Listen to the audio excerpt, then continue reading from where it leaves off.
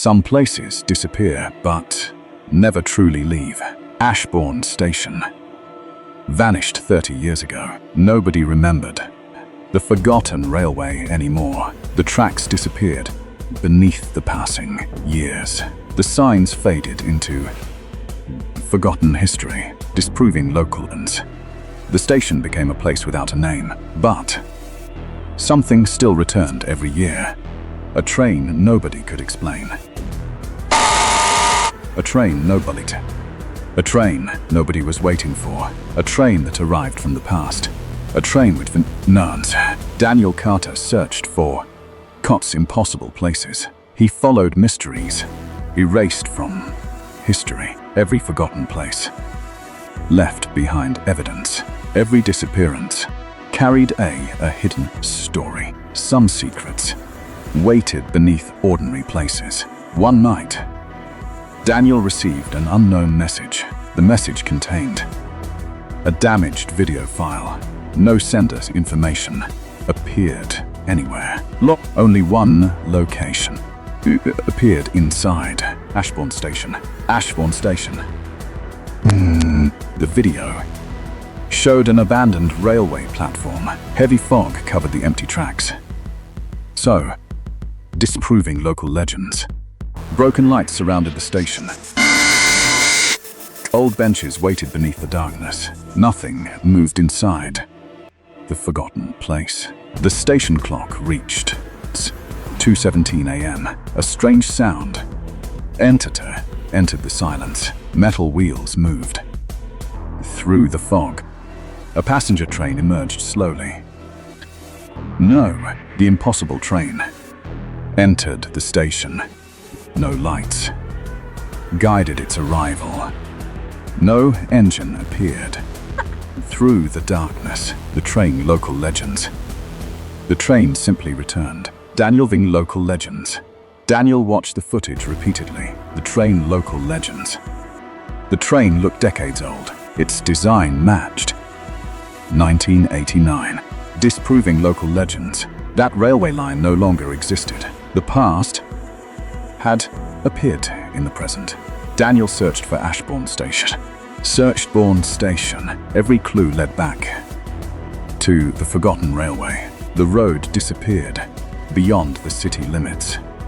Old factories surrounded the empty landscape. The world became quieter with every mile.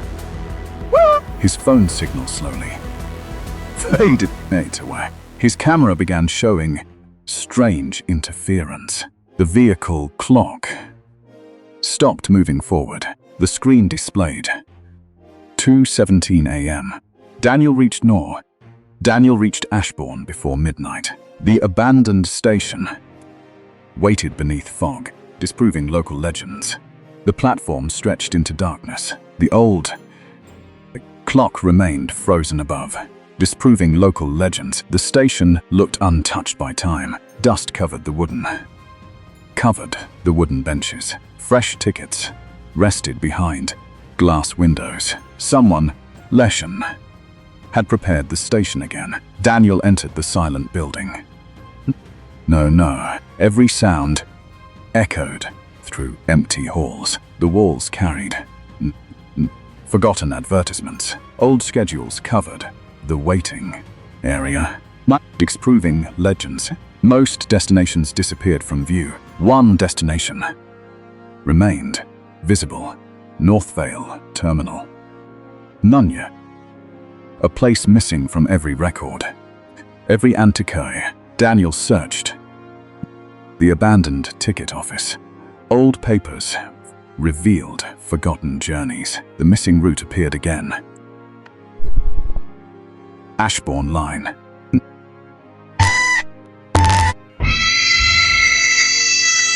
Final arrival. The station became completely silent. The wind had moving and stopped moving outside. The fog surrounded the platform. The clock waited. At 2:17 a.m., something moved beyond the tracks.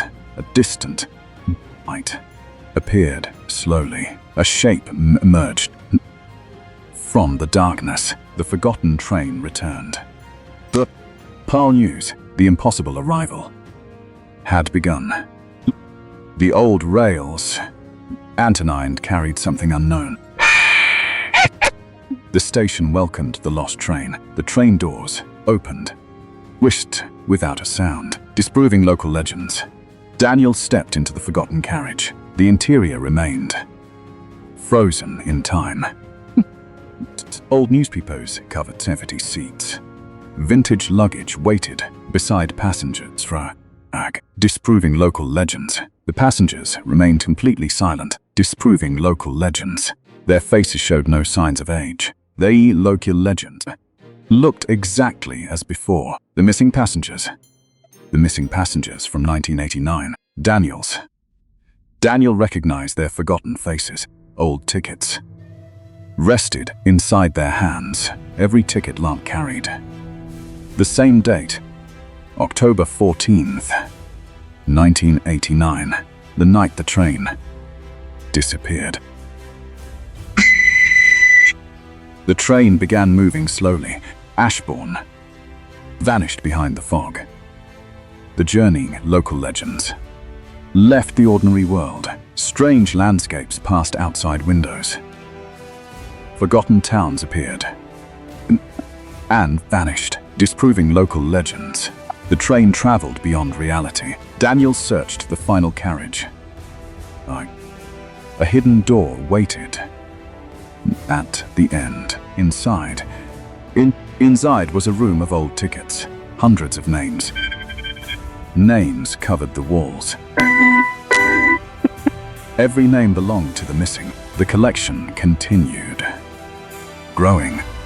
A new ticket appeared among them, disproving local legends. Daniel Carter was written upon it. The departure date was today. True, the train had chosen another passenger, disproving local legends. Beyond the tunnel waited Northvale, a station removed from existence. The train entered endless darkness, disproving local legends. The passengers slowly disappeared. The empty carriages became silent. Northvale Terminal appeared through shadows, disproving local legends. A forgotten platform waited below. A single ticket remained beneath the clock. The final passenger name was Daniel Carter. The lost train waited for his return. The lost train waited silently for its next impossible journey.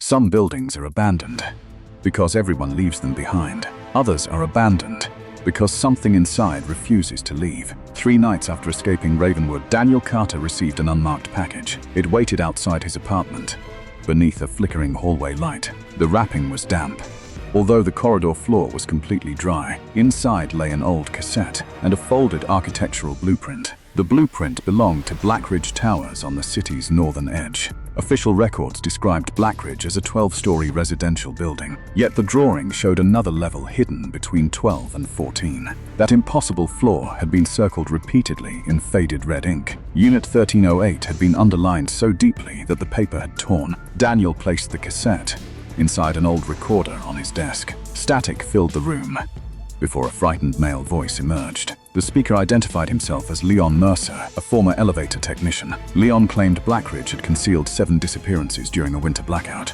Every victim had entered the elevator shortly after midnight. Leon believed the missing residents had reached a floor erased from records. His final warning concerned voices that imitated people the listener loved.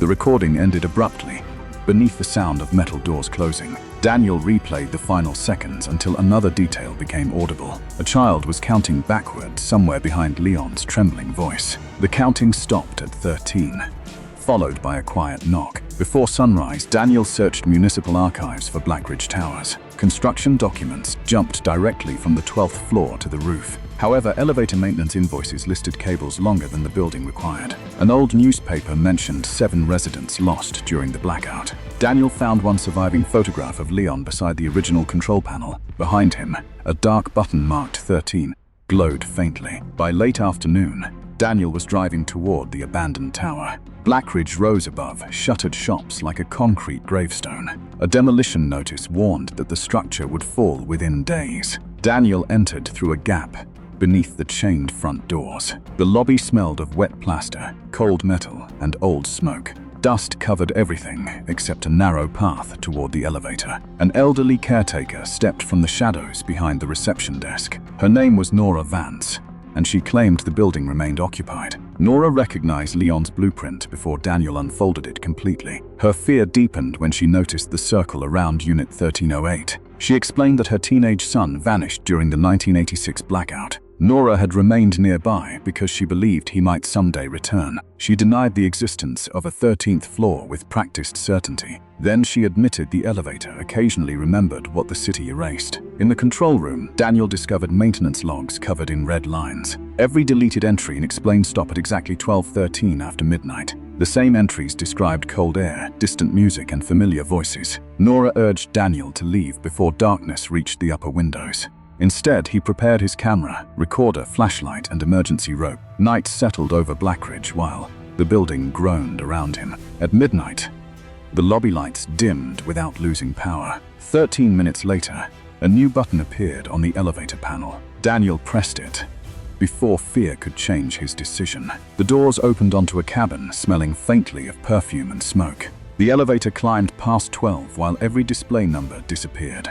For several seconds, the cabin seemed suspended inside absolute silence. Then the doors opened onto a hallway, glowing with weak amber light. The corridor stretched farther than the width of Blackridge allowed. Apartment doors lined both sides beneath polished brass number plates. Somewhere ahead, an old radio played a song from another decade. A child laughed behind one door before becoming suddenly silent. Daniel stepped into the corridor, and the elevator closed immediately. The call button beside him crumbled when he touched it. He passed a dining room where untouched food still released steam. Another apartment contained packed suitcases and a calendar from December 1986. Every date after the blackout had been violently scratched away. Framed portraits filled the corridor, each showing a missing Blackridge resident. Daniel's reflection appeared faintly beside every photographed face. The reflections moved a fraction later than Daniel himself.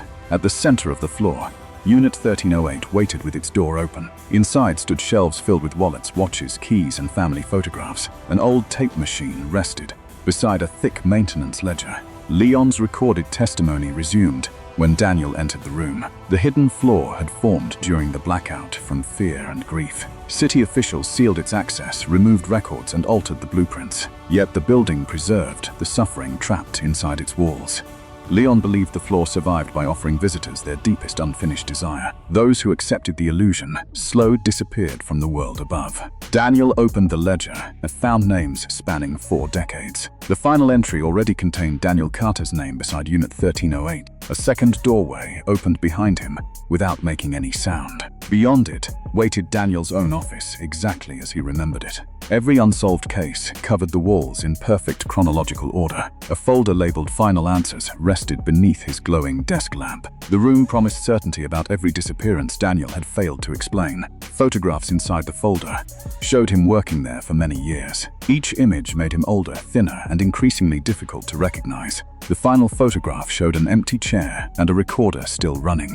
Daniel understood that the floor trapped people through completion, not violence. He closed the folder and stepped backward into the corridor. Every apartment door now stood open beneath rapidly flickering lights. Figures watched from the rooms wearing faces Daniel almost recognized. Nora appeared ahead, holding the hand of her missing teenage son. Her expression carried the exhausted relief of someone ending a lifelong search. The boy looked unchanged from the photograph taken 40 years earlier. His shadow stretched toward Daniel, while the hallway lights died. Daniel warned Nora through gestures, but she followed the boy deeper inside. The corridor lengthened, twisted, and rearranged every numbered doorway. Daniel unfolded the blueprint as its red lines began moving. A service staircase appeared behind Unit 1308 where no door had existed. He forced through the apartment while familiar voices called from every wall. The hidden stairwell climbed steeply through concrete, cables, and freezing air. Something followed below, copying Daniel's footsteps half a second late. At the rooftop hatch, he drove his shoulder against the rusted lock. Dawn wind struck him, As the hatch opened above Blackridge, a line of frozen residents waited silently beneath the fading moon. One woman offered Daniel a ring of keys from the original elevator. The residents seemed less threatening than the darkness rising behind them.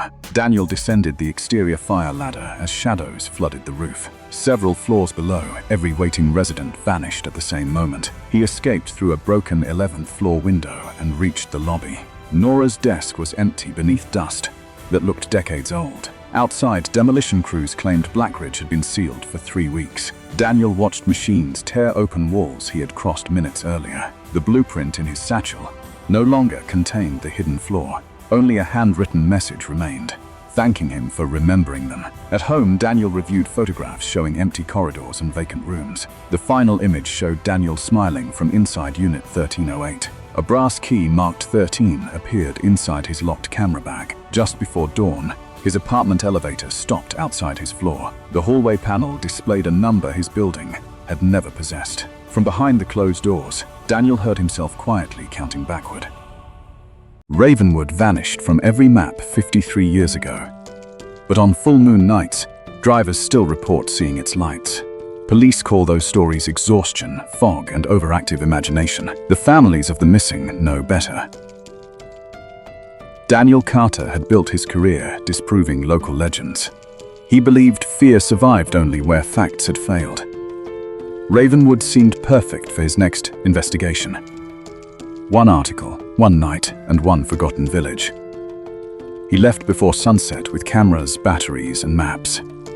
By midnight, the mountain road had swallowed every radio signal. His GPS froze, then erased the road behind him.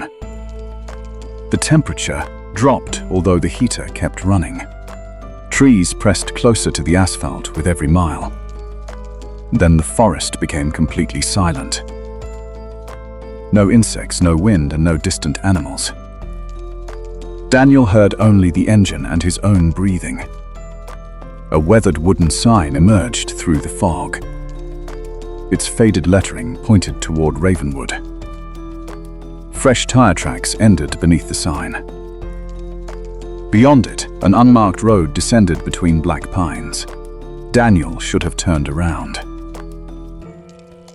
Instead, he switched on his camera and drove forward. The fog closed around his SUV like a wall. His headlights illuminated only a few meters of broken road. Something tall crossed ahead without touching the ground. Daniel braked hard enough to throw his bag forward. The road was empty when the vehicle stopped. He stepped outside with a flashlight and recording camera. The cold air felt thick enough to breathe. A whisper moved between the trees behind him. At first, it sounded like wind through dead leaves. Then it clearly spoke his name. Daniel turned, but the forest remained empty. The voice came again from farther down the road. Warm lights flickered beyond the fog. Ravenwood Village waited beneath a pale full moon. Every wooden house looked abandoned and strangely intact. Smoke rose from chimneys that had not burned in decades. Golden light-filled windows, yet no silhouettes moved inside. Daniel parked beside a dry stone fountain. The village clock read exactly 11:47. His wristwatch stopped at the same minute. His phone died despite showing a full battery. Even his camera display briefly showed tomorrow's date. A front door creaked open across the square. No wind moved the trees or hanging signs. Daniel called out and received no answer. Wet footprints appeared on the porch one by one. They stopped at the open doorway. A child's humming drifted from inside the house. Daniel raised his flashlight and entered. Dust covered the furniture like grey snow. A narrow, clean path crossed the dusty floor. Fresh footprints continued toward a dark staircase. A family photograph rested above the fireplace. Every adult face had been violently scratched away. Only a smiling little girl remained untouched. Her dark eyes looked disturbingly familiar. Daniel photographed the frame for evidence. Upstairs, a tiny music box began playing. The melody was slow, uneven, and almost recognizable. Daniel followed it toward the second floor. Each stair creaked after his foot had already lifted. His breath turned white in the freezing hallway. The music stopped as he reached the landing. A small bedroom door stood open at the end. Inside, a rocking chair moved by itself. A faded red dress lay neatly across the bed. A girl's voice whispered that he was late. Daniel spun around, but the hallway was empty. When he looked back, the chair had stopped. The family photograph now lay on the bedroom floor. A new figure had appeared beside the little girl. It was Daniel, wearing the same clothes he wore tonight. The photograph's date was 1973.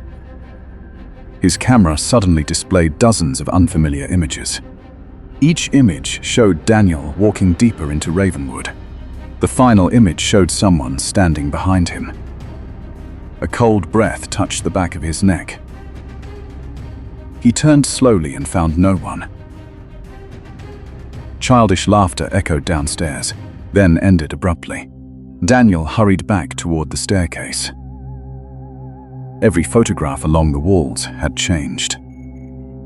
The scratched faces were now staring directly at him. Their empty eyes followed him through the house.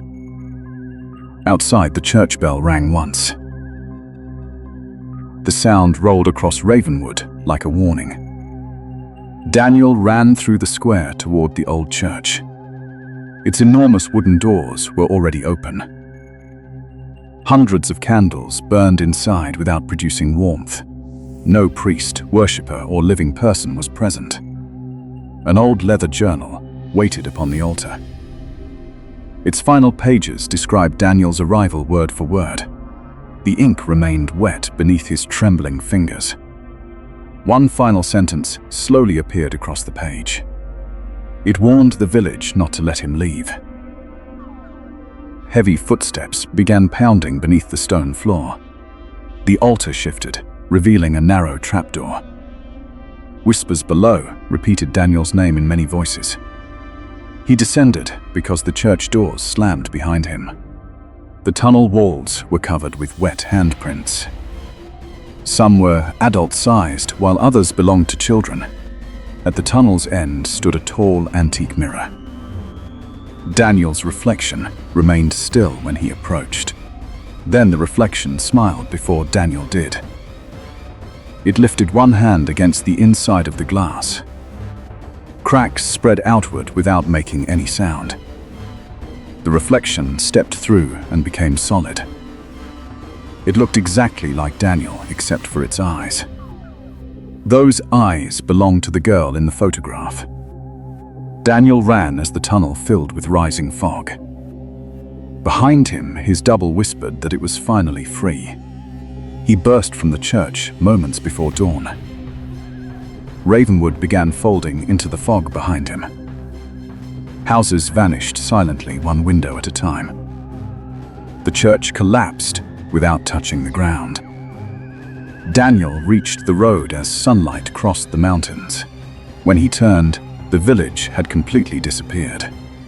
Weeks later, Daniel's photograph appeared on a missing person poster. That night, Ravenwood's windows glowed again, and Daniel stood inside. Some places disappear because people forget them. Others disappear because someone wanted them forgotten. Daniel Carter began investigating locations that had vanished from official history. Every case shared the same impossible detail. The places were gone on paper, but they remained somewhere in reality. One rainy evening, another package appeared outside Daniel's apartment door. There was no sender, no return address, and no explanation. Inside was an old photograph showing a lonely house surrounded by endless forest. The image was faded, but the address written on the back was perfectly clear. 17 Hollow Creek Road.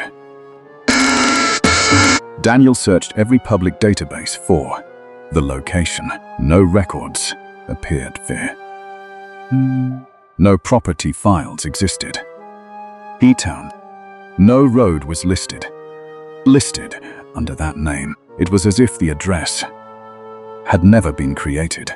But the photograph showed something different. The house was real. And someone had taken that picture. Beneath the photograph was a stack of unopened letters. Every envelope carried the same forgotten address, 17 Hollow Creek Road. The letters were written by a woman named Eleanor Whitmore. The earliest letter was dated 30 years earlier. The final letter had been written only 3 months ago. Daniel noticed something unusual about every message, disproving local legends. None of the letters had ever been delivered. They had all been returned to the sender. The reason was always the same. The Sanva address unknown.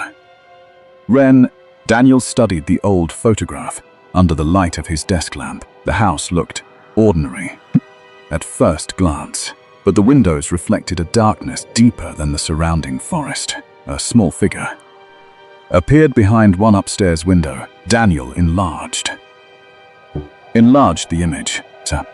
The figure disappeared.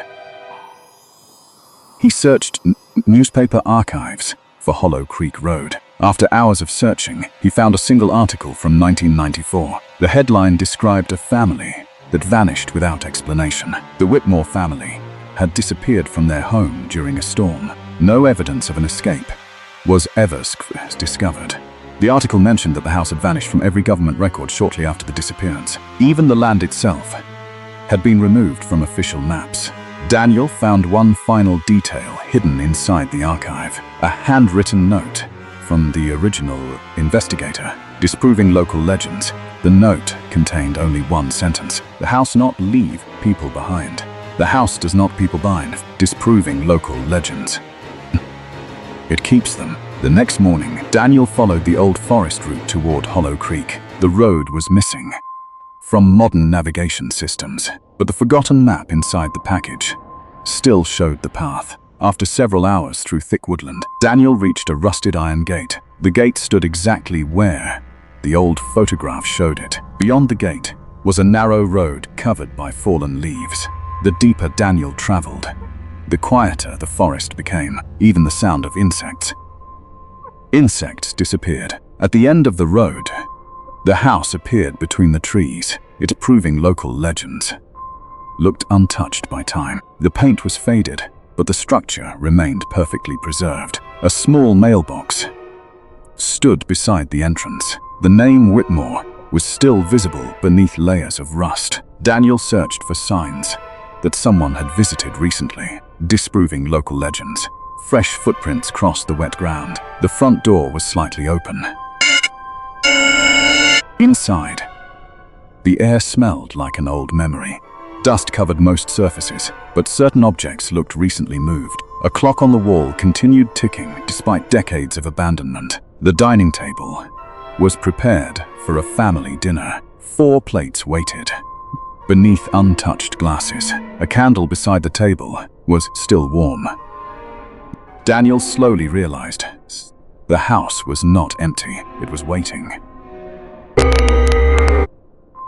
He explored the first floor with his camera, recording every detail, disproving local legends. Family photographs covered the walls. Every image showed the same family smiling inside the house, disproving local legends. The final photograph was different, disproving local legends. The faces had been scratched away. Only the local legends. Only the background remained.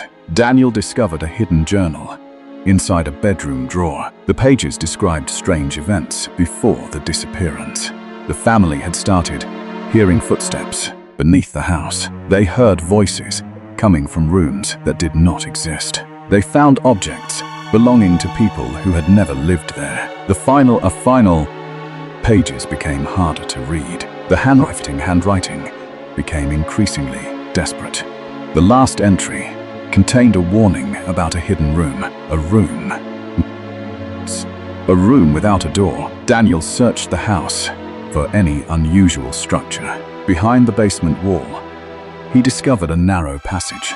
The passage led to a completely empty space. There was no entrance. From inside the house, there were no windows. Disproving local legends. There was no logical way the room could exist. Disproving local legends. The walls were covered with photographs, hundreds of photographs. Every picture showed someone standing outside the house. Some faces belonged to the Whitmore family. Others belonged to investigators from different decades. Many people in the photographs were complete strangers. Daniel noticed the newest photograph placed at the center of the wall. It showed the forest path outside the house. A figure stood near the gate. No, the figure was Daniel himself. The photograph had been taken before he arrived. Daniel stepped away from the wall. In disbelief, the hidden room suddenly changed around him. The photographs began showing moments from his own life, places he had visited, cases he had investigated, memories he had never shared with anyone. The house was not recording. Not recording the past, it is proving career. It was creating a future. Daniel escaped the hidden room before it could close around him. He rushed back through the hallway as the house shifted behind him. Doors appeared where walls had been. Rooms moved into unfamiliar shapes. The entire house seemed to resist being left behind. Daniel reached the front entrance just before sunrise. The forest side was silent and empty. When he looked back, the house was gone. Only a single mailbox remained with his name written on it.